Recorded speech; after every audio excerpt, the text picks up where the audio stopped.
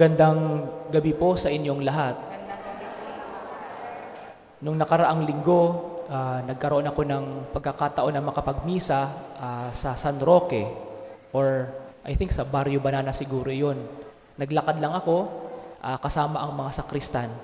Paglabas namin dito sa may Gomez, doon sa may plaza, mayroong isang grupo ng, hindi ko sure kung Jehovah's Witness yon na nagsasalita sa tapat ng plaza. Meron silang malaking speaker, tapos yung batang lalaki, siguro mga parang high school pa lang siya or siguro college, nagsasalita tungkol sa Diyos, nangangaral tungkol sa Diyos.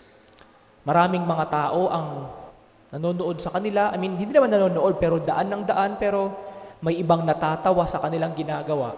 Kasama rin ang ibang mga kasama kong sakristan, natatawa rin sila dahil sa gitna ng busy na lansangan, doon sila nangangaral ng mabuting balita.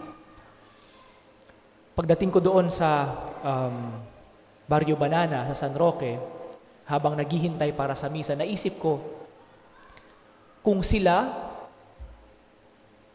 na nangangaral ng kanilang ebanghelyo sa kalsada ay pinagtatawanan ng ibang tao, pareho din kaya tayo kapag mayroon tayong mga street masses sa ating kalsada, sa ating mga pamayanan, sa ating mga barangay? Dinadaanan din tayo ng mga tao, dinadaanan din tayo ng mga sasakyan. Natatawa rin kaya sila sa atin?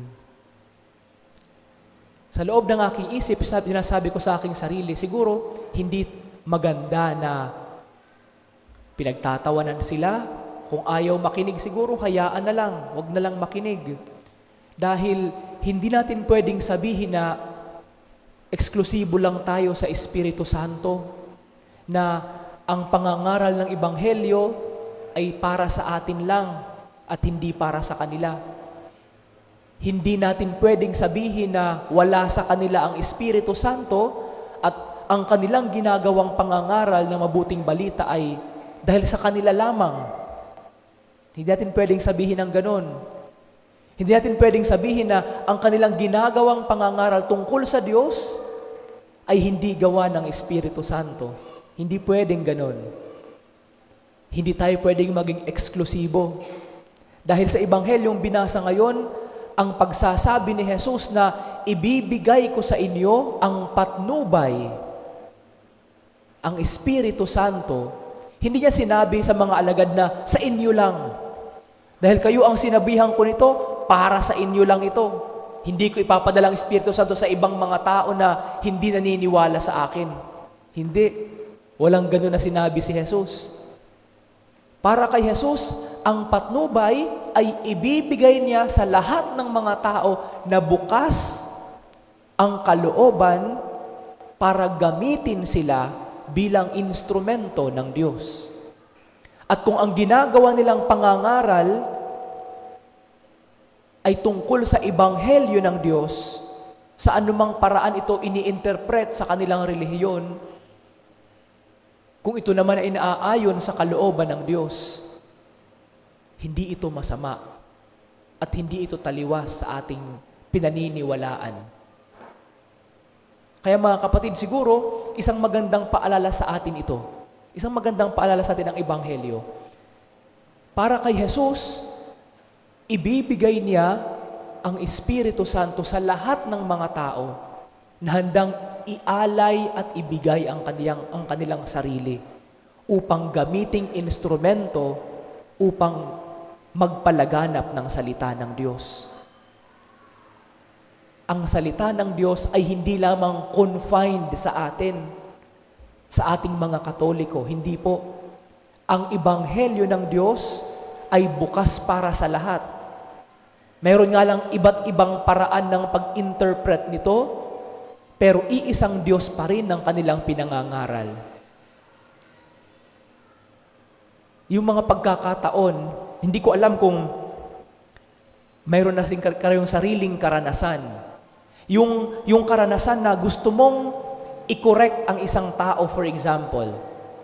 isang kapamilya, isang katrabaho, gusto mong i-correct ang mali niyang ginawa. Pero natatakot ka sa iyong sarili dahil nagigilty ka. Yung kanyang ginawa, ginawa mo rin.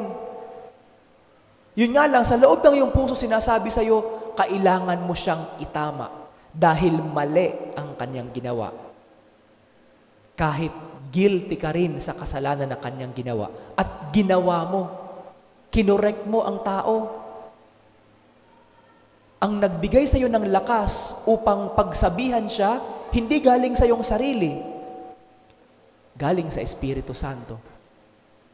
Binigyan ka ng lakas na sabihin ito, isabihin sa Kanya kung ano ang tama at kung ano ang mali.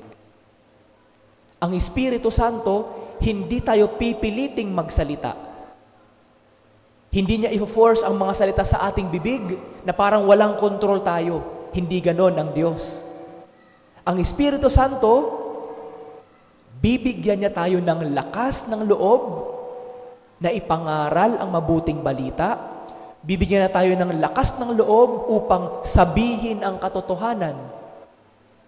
Kaya nga, yung mga pagkakataon na alam natin ang totoo at alam natin ang mali, pero pinipili nating manahimik, ito yung mga pagkakataon na gusto ng Diyos na gamitin tayong instrumento, pero pinipigilan natin ang Espiritu sa loob ng ating sarili.